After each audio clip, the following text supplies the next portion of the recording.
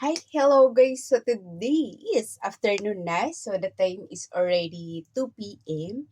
So ayan na nga guys, at gutom na tayo at hindi pa ako nakapag-lunch. So ang naisip ko na lang munang kakainin ko is kakain muna ako ng bread. So itong bread pandesal. So pandesal ang kakainin natin guys. So binili natin ito kahapon sa Central.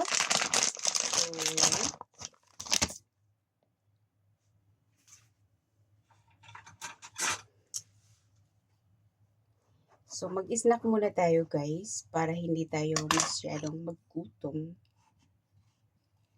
Ang peanut butter.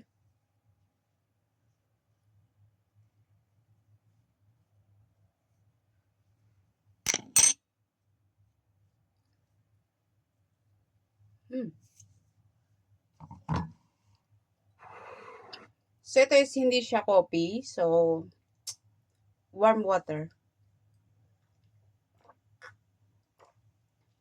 Kasi nag-coffee ako kaninang umaga. So, mamayang gabi ulit tayo magkakape guys. Mamayang, siguro mga 4 tayo magkakape ulit.